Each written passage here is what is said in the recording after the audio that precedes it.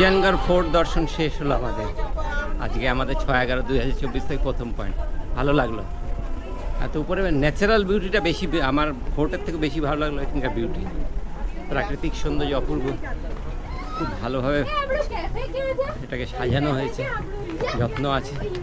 Ticket মূল্য তো আছে, চলো কিছু করার নাই। যারা ঘুরতে আসে তারা অত কথা ভাবে না, ভাবা উচিত না। আমাদেরও তাই। আমরা এখন নিচে নেমে যাব। 5 জন এসেছি আর আমরা 5 জন আসেনি।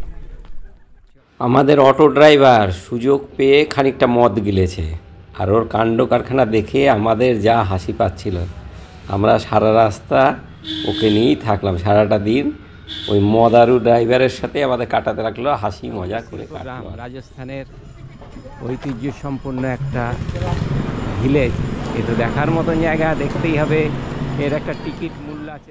আর্টিফিশিয়ালি বানানো রাজস্থানের একটা গ্রামের একটা atmosphere. Honourable prime minister Shri Rajiv Gandhi 1989-এ এটার ওপেনিং করেছেন। Concept creation Shrimati Aditi Mehta, IAS Aditi Mehta, ওনার কনসেপ্ট। বাহ, দারুণ নাচ গান হবে।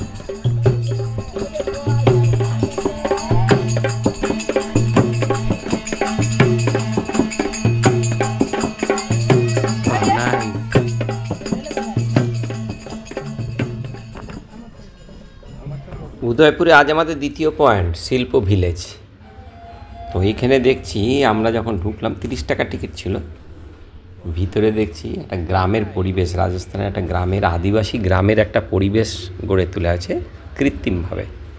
আর ভিতরে ছিল রাজস্থানী কালচারের বিভিন্ন ধরনের দোকান পাট, বস্ত্র, ওদের কাপড় চোপড়, ওদের বিভিন্ন টেরাকোটার কাজ করা, টেরাকোটাতে না অন্য কোনো শিল্প হবে ওদের কাজ করা শিল্প স্টাইল, বিভিন্ন জামা কাপড়, তারপরে মাটির পুতুল।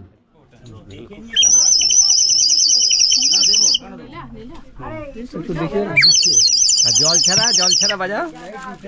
হ্যাঁ,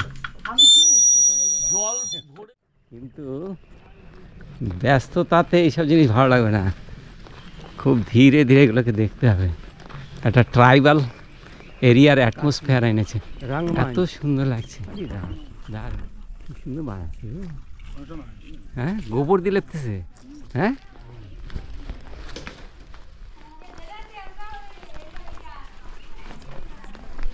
গোবর সে লেপাই हो रहा है ना। বাহ, না দারুণ। যেটা সময় হাতে নিয়ে আসবেন, খুব ভালো লাগবে। একদম গ্রামের একটা অ্যাটমসফিয়ার, আর্টিফিশিয়ালি বানানো কিন্তু খুব সুন্দরভাবে বানানো। এই যে এখানে দেখুন সব সিমেন্টের উপর গোবর দিয়ে লেপছে, লেপে একটা ন্যাচারাল বিউটি আনার চেষ্টা হচ্ছে। দেখতেও খুব ভালো লাগছে, একদম দারুণ কনসেপ্ট। হ্যাঁ, খুব সুন্দর। এখানে ডিসেম্বর মাসে মেলা লাগে, তারই প্রস্তুতি চলছে। খুব সুন্দর, খুব সুন্দর। আমাদের ড্রাইভার বলছিল ও वहाँ कुछ नहीं है, क्या जाइएगा। সত্যি দেখার মতো।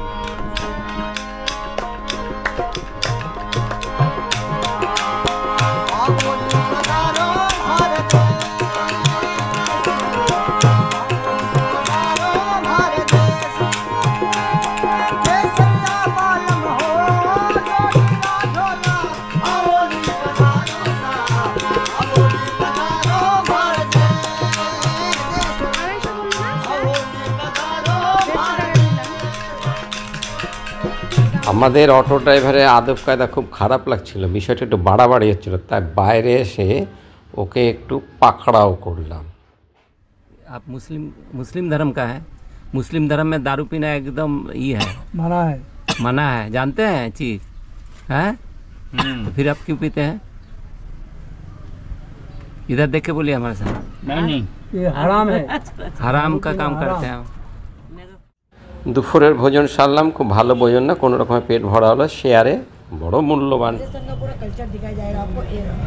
इसमें से 3 पॉपर से 6 पॉपर की मूवी है, नहीं लाइव चलता है, लाइव कब बजे शो कब बजे शुरू होगा? कितना बजे शुरू होगा सर? अभी ये चल रहा है, अब ये भी देख लेना। और नेक्स्ट शो जो 20 मिनट के ब्रेक। तो আমরা এখান থেকে বেরিয়ে গেলাম। 1 ঘন্টার শো, 270 টাকা টিকিট। দেখার ইচ্ছা ছিল কিন্তু 1 ঘন্টা সময় নেই এখন। সবগুলো দেখে যদি সময় পাই তাহলে রাত্রে দেখবো, ঠিক করছি। উদয়পুর লেক পিছোলা, এখানে কিন্তু অনেক কাণ্ড কারখানা, অনেক কিছু দেখার রয়েছে। কর্ণী মাতা মন্দির, দু একটা গার্ডেন আছে ভালো ভালো, লবকুশ গার্ডেন টার্ডেন। ঘোরার পথে দেখি লেক পিছোলা। আরে রাজস্থানে পান খানে তো টেস্ট পুরা পানটা পত্র বিশাল বিশাল দিচ্ছে এতে, খুব সুন্দর পানটা, টেস্ট আছে। খয়ের মাছ ডালো, কাচ্চা মাছ ডালো ভাই, মেরে মেরে ওই যে দূরে কর্ণী মাতার মন্দির দেখা যাচ্ছে, ওখানে রোপওয়ে যায়, 140 টাকা টিকিট, আপ ডাউন টিকিট, কিন্তু কি আছে অনেকক্ষণ দাঁড়িয়ে থাকতে হয়। আর রাস্তার পাশেই দেখুন সুন্দর, কী সুন্দর পাথর কেটে একজন শিল্পী মূর্তি বানাচ্ছে। আমরা দাম করলাম 3-4 হাজার টাকা দাম আছে এক একটা মূর্তির। উনি বানাচ্ছিলেন খুব সুন্দর পাথর কেটে কেটে। তবে পাথরের মূর্তি টুর্তি আনা যায় না, এগুলো ভেঙে যাবে, এত কস্টলি মূর্তি। আমরা ওই দরদাম করলো, এই যে মূর্তিটার দাম ওরা 4000 টাকা দাম চাচ্ছে। তবে দেখতে খুব ভালো লাগছিল যে কীভাবে একজন শিল্পী ধৈর্য ধরে বসে বসে এই মূর্তিগুলো বানাচ্ছে। এই মূর্তিটার দাম 4000 টাকা চাচ্ছে। আমরা নিলাম না, আমরা খালি দেখলাম একটু। পাথর একটু নরম পাথর দিয়ে সুন্দর মূর্তিগুলো বানাচ্ছিলেন শিল্পী। চলুন আগে যাই। এখানে রাস্তাটা বেশ উচ্চতা ছিল, কর্ণী মাতার মন্দির যেতে গেলে, বা ওখানে কী কাণ্ড কারখানা আছে এগুলো একটু দেখতে হবে না। ওই জন্য আমরা একটা অটো 10 টাকা দিয়ে ভাড়া করলাম। কত হবে? 500 মিটার রাস্তা হবে। হাঁটার উপায় ছিল না, খাওয়া দাওয়া করার পর আর হাঁটতে ইচ্ছে। কর্ণী মাতা মন্দির 10 টাকা অটো ভাড়া। রোপওয়েতে মন্দির দর্শনের মতন সময় আমাদের হাতে ছিল না। অর্থ তো কোনো ব্যাপার নাই, কিন্তু অনেকটা সময় লাগবে। অত সময় ছিল না আমাদের, কারণ আজকেই ফিরে যাওয়া। ওই জন্য আমরা কী করলাম, পাশেই ছিল লবকুশ বাটিকা, 25 টাকা বোধহয় টিকিট নিল। এই জায়গাটা বরঞ্চ ভালো লাগলো। এটা হচ্ছে হ্যাঙ্গিং ব্রিজ। তারপরে হাঁটতে হাঁটতে নিচে একটা মন্দির আছে, ওই মন্দিরটা দেখলাম। এই জায়গাগুলো বড় নিস্তব্ধ ছিল, এবং আহারের পরে দুপুরবেলাটা এরকম জায়গাগুলো দেখতেই ভালো লাগে। প্রাকৃতিক একটু পায়ে হেঁটে নিচে পয়েন্ট বলতে পারেন, নিস্তব্ধ চারিদিক, পিছনে একটা ছোট্ট মন্দির। লবকুশ বাটিকা, উদয়পুর, 6/11/2024 তারিখ, বেলা 2টো বাজে এখন। শহরের কোলাহল কানে আসছে, কিন্তু বেশ নিস্তব্ধ জায়গাটা, খুব ভালো লাগছে। শ্রীবান হনুমানজি মন্দির।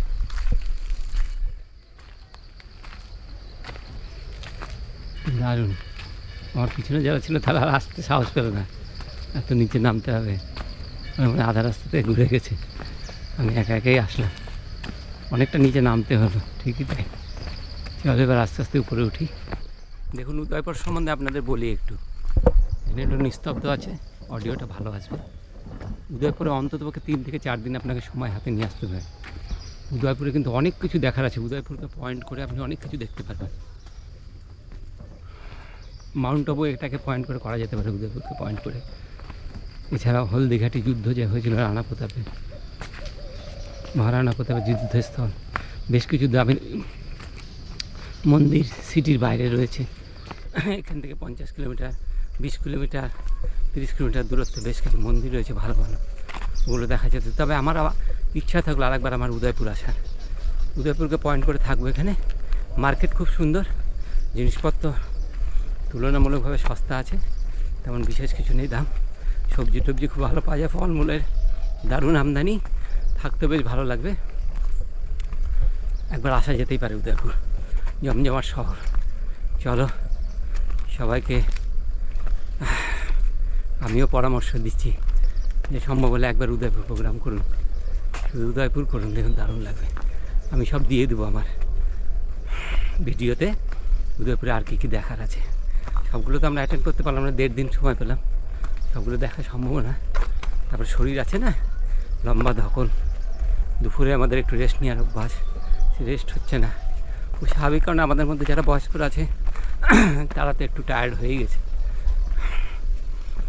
এই জাস্ট খেয়ে দিয়ে উঠে আমাদের একটু বিশ্রাম নেওয়ার অভ্যাস আছে, আর কয়েকদিন ধরে খেয়ে দিয়ে উঠে কোনো বিশ্রাম হচ্ছে না, শুধু ঘোরা আর ঘোরা। ফাইন, তো চলুন, শরীরে ফিটনেস চাই, ঘুরতে টুরতে গেলে একটু তো ফিটনেস লাগেই। আমি আর বেশি নিচে নামলাম না, ফিরে যাই দেখি। সে ডাক্তার দীনদয়াল উপাধ্যায় উদ্যান, ওটাও ইচ্ছা করলে দেখতে পারেন, সময় হাতে থাকলে এটা একবার দেখে নিতে পারেন। এখানে সানসেট পয়েন্ট এবং মিউজিক্যাল ফাউন্টেন রয়েছে। আমরা গেলাম দেখে আসি, তাও একটু আসেন আসেন আসেন। क्या हुआ बाबू? छोटा सा ये है ना,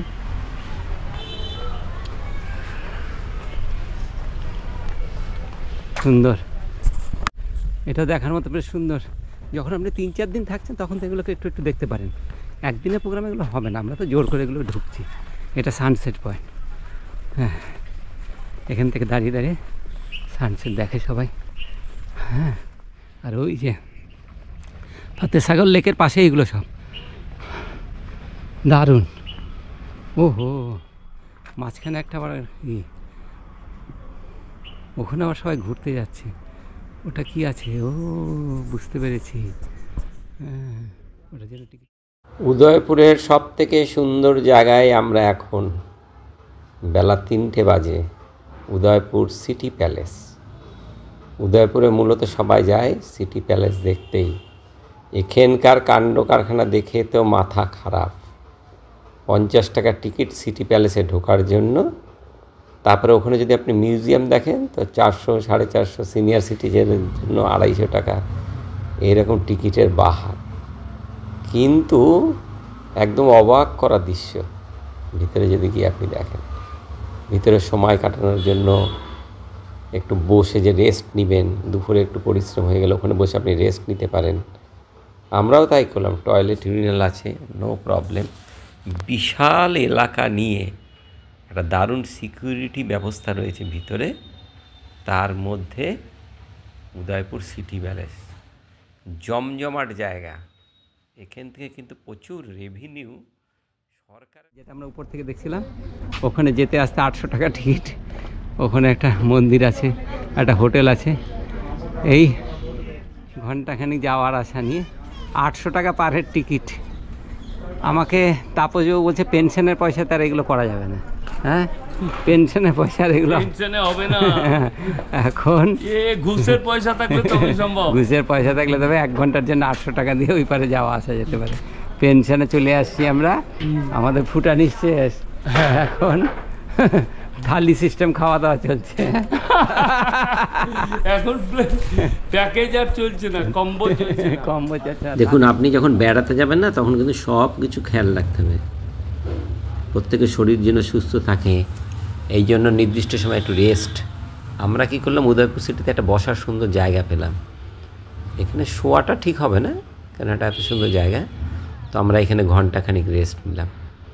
আর রোদেরও তেজ ছিল, রেস্ট নিয়ে তারপরে আবার হাঁটা শুরু করলাম এই প্যালেসের বাইরে দিয়ে। কিন্তু ভিতরে ঢুকলে কিন্তু আবার একটু দামি টিকিট কাটতে হবে। সবাই যেতে আগ্রহী নয়, ওই জন্য আমি আর টিকিট কাটলাম না। এই লেকের ধারে সুন্দর দৃশ্য। উদয়পুর সিটি প্যালেসটা কিন্তু এখন কী হয়েছে, একদিকে রাজারা থাকেন বর্তমান যারা আছেন, আর অন্যদিকে দামি দামি সব হোটেল বানানো হয়েছে। আর একটা মিউজিয়ামে ঢুকতে যে টাকাটা লাগে না, এই টাকাটা কিন্তু মনে হয় না সরকারের কাছে যায়। এটা কিন্তু ওদের পার্সোনাল প্রপার্টি। এরা যখন ভারতবর্ষের সাথে 1947 সালে স্বাধীন হওয়ার পরে, যখন রাজস্থানে বেশ কিছু রাজারা ছিলেন যারা ভারতবর্ষের সাথে বিলীন হওয়ার জন্য, মানে ভারতবর্ষের সাথে মিলে যাওয়ার জন্য কিছু শর্ত রাখেন। এবং সেই সিটি প্যালেসের ভিতরে একটা মিউজিয়াম আছে, ওর প্রবেশ মূল্য সিনিয়র সিটিজেন 250 টাকা। ভিতরে যেখানে খুশি টিকিট পাওয়া যাবে, গেটে যে আপনাকে কাটতে হবে এরকম কোনো মানে নেই। আমার খুব ইচ্ছা ছিল দেখার, কিন্তু টিকিট কাটলাম না, সময়ের ব্যাপার। তাছাড়া আমার সাথী যারা আছে সবাই যদি না দেখে না ভালো লাগে না। আমি একা টিকিট কেটে ঢুকে যাব, এই জন্য আমি এখন অ্যাভয়েড করলাম। চলো কখনো যদি আবার উদয়পুরে আসি অবশ্যই টার্গেট থাকলো আমার, এটা দেখবো। এটা নাইস, খুব সুন্দর। শেষ হলো আমার সিটি প্যালেস। অদ্ভুত অনুভব, এ বলে বোঝানো যাবে না। অবশ্যই একবার আসুন, দেখেই যান কি কাণ্ড এখানে। রাজার আমলে রাজার রাজত্ব, কি প্রাচুর্য ছিল এদের। বিশাল এক পরিকাঠামো, দেখার মতো। এখন এর অনেকটাই হোটেল টোটেল চলছে এবং নিজস্ব সম্পত্তি হিসাবে ব্যবহৃত হচ্ছে এখন। তার মধ্যে আমরা যতটা পারলাম একটু দেখলাম, মিউজিয়ামটা দেখা হলো না, আবার আসার ইচ্ছা থাকলো উদয়পুর। নাইস। এখন দেখবো আমরা জগন্নাথ টেম্পল। সিটি প্যালেসের বাইরে জগদীশ মাতার মন্দির, এটাও কিন্তু বেশ সুন্দর। ওই উপরে সিঁড়ি বেয়ে উঠতে হলো অনেকটা, সারাদিনের ধকল, এখন আর কারো উপরে উঠতে হচ্ছে না। কিন্তু একটু মন্দির দর্শন না করলে হয়। আবার দেখেন আমাদের চরিত্র জানেন তো, বাড়ির পাশে কত মন্দির আছে ওগুলো দেখবে না, আর বাইরে গিয়ে এই মন্দির ও মন্দির ঘুরে বেড়াচ্ছে। এই নারদজির মন্দির, জগদীশ মাতার মন্দিরের উল্টো দিকে, আর এইখানে অনেকগুলো ছোট ছোট ভিতরে মন্দির আছে। রাম সীতার মন্দির, হনুমান মন্দির, বাঁকে বিহারী মন্দির, শ্রীকৃষ্ণের বাঁকে বিহারে, যেটা বৃন্দাবনে আমরা দেখেছি। তো আমার হাতে ছিল ক্যামেরা, একটু ঘুরে ঘুরে সব ছবি তুললাম, একটু দেখলাম, দেখতেও ভালো লাগে। আর যখন আপনি মন্দিরে যাবেন না, মন্দিরের চারিপাশে কি থাকে না, এই যে বাঁকে বিহারী প্রাচীন মন্দির, এই যে বাঁকে বিহারীর মূর্তি, তো এগুলো ছবি তুলতে দিচ্ছিল, কেউ ডিস্টার্ব করছিল না, বলছিল না কিছু। মন্দিরের চারিপাশে কি তার ভালো ভাইব্রেশন থাকে, ওইসব জায়গাগুলো খুব ভালো লাগে থাকতে। আমরা সব দর্শন টর্শন করে আবার সিঁড়ি দিয়ে নেমে আসলাম। এইখানে আমি আর মিনতি দিদি ভাই, বাকি সব হারিয়ে গেছে, কাউকে খুঁজে পাচ্ছে না, না কেউ আমাদেরকে ফোনে যোগাযোগ করছে। তারপরে চলে আসলাম আমরা, অনেক কষ্টে খুঁজে টুজে পেলাম বাপু বাজার, উদয়পুরের সবথেকে জনপ্রিয় বাজার। এই বাজারটার মধ্যে দিয়ে আমরা হেঁটে, এখানে কিন্তু যোধপুরের মতন অত সুন্দর কমিউনিকেশন নাই, টোটো চলছে না, অটো চলছে, কিন্তু খুব কস্টলি। তো এইখানে আমরা একটু ঘোরাঘুরি করলাম, দোকানপাট দেখে তারপরে ফেরার পালা। এখানে আমার একটা পতঞ্জলির দোকান, বিরাট একটা শোরুম, চিকিৎসালয়, ওখানে একটু ঢুকলাম, কিছু জিনিসপত্র কিনলাম, প্রয়োজন ছিল। ফাইন। এই হচ্ছে উদয়পুরের ঘন্টা ঘর। এটা একটা মানে বেশ একটা মার্কেবল, মানে এটা সবাই এক নামে চেনে, এই জায়গাগুলোকে চেনে, এরকম একটা জায়গা উদয়পুরের ঘন্টাঘর। এরই আশেপাশে বেশ বড় মার্কেট আছে।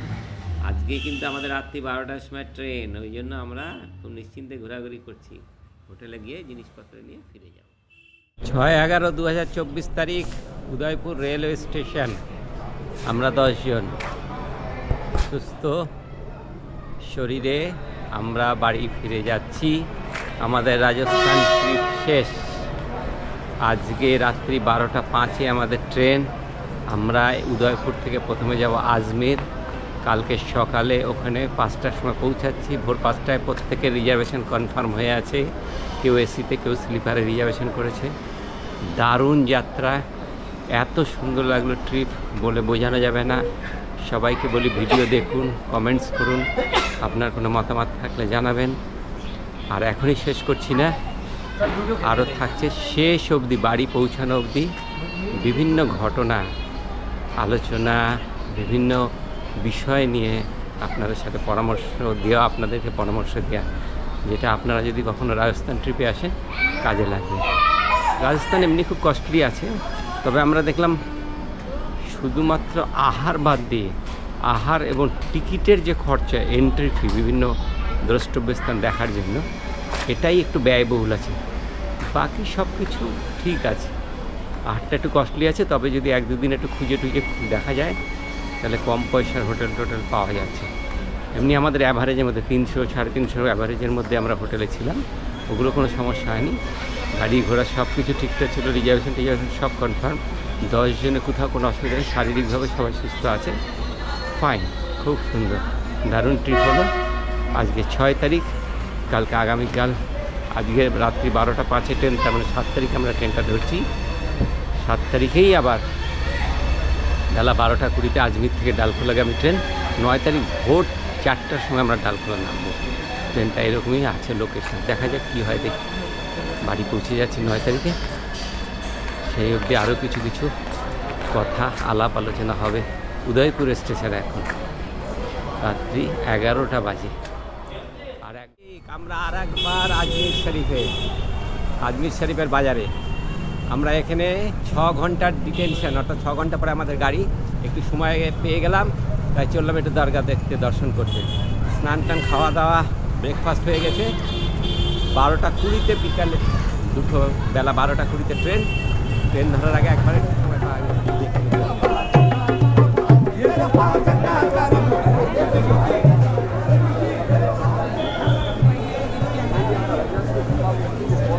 যাত্রা শেষ, আমরা এখান থেকে সব দুটো পার্টে ভাগ হয়ে গেলাম। রামপুরহাট চলে যাচ্ছে, ওদের রাত্রে 10টায় ট্রেন, আর আমাদের বেলা 12টা 12:30 ট্রেন। কেমন লাগলো দাদা বলেন? খুব সুন্দর বাবু, খুব খুব সুন্দর, হ্যাঁ। এত সুন্দর ট্যুর, সব একসাথে মিলেমিশে ছিলাম, বাহ, 10 জন। একাত্মভাবে আমরা সব ছিলাম। আমাদের সবাইকে সাহায্য করে, আরো কোনো কিছু কষ্ট হয়নি। ব্যাস, আমরা ফাইন। আবার একটু এরকম একটা ভাবে ছোটখাটো ইয়ে হয়েছে। ছোটখাটো তো বেড়াতে গেলে হবেই। আবার তাপস বাবু বলেন, তাপস বাবু। পরবর্তীকালে আবার এরকম ট্যুর করবো এই তাপস আশা বাবু রেখে কি আমরা বলে? তাপস বাবু, কেমন লাগলো? দারুণ দারুণ, এক কথায় হচ্ছে এক্সেলেন্ট, হ্যাঁ। এক্সেলেন্ট, একদম খরচ দারুণ। কম খরচের মধ্যে tour টা কম ভালো। খরচের মধ্যে খুব সুন্দর হয়েছে, এবং প্রত্যেকটা রাজস্থানের খুঁটিনাটি সমস্ত দেখা হয়েছে। ব্যাস, একদম দরগা থেকে শুরু করে মরুভূমির মুজরানাস থেকে সমস্ত কিছু সব। Excellent, excellent. এই যে দুই দিদি, আমরা সব চলে যাচ্ছি এখন। হ্যাঁ, কেমন লাগলো বলেন? ভালো লেগেছে। বাহ, ফাইন। সববারই ভালো লেগেছে। হ্যাঁ, টাটা টাটা। চলো। 25/10/2024 তারিখ এই ডালখোলা থেকে আমাদের যাত্রা শুরু হয়েছিল। আজকে এই পিছন দিকে, আজকে 9/11/2024, 15 দিন, আনুমানিক 15 দিন পরে আমরা রাজস্থান সফর শেষ করে বাড়ি ফিরলাম ডালখোলা। ডালখোলা স্টেশনে আমাদের গরিব নওয়াজ এক্সপ্রেস যাত্রা খুব সুন্দর হলো। আমাদের যাত্রা শেষ হলো, সবাই খুব খুশি। আমার সাথে মানসী, বাদকুল্লা থেকে মিনতি, এরা সবাই আছে। এরা একটু পরে ট্রেন ধরে, এখন রাত্রি 2:30 বাজে। এখন আমরা একটা টোটো বলেছি, ডালখোলা থেকে বাড়ি ফিরবো। তারপর সেখান থেকে সবাই যে যার বাড়ি চলে যাবে। সবাই নেমেছে, সবাই নেমেছে।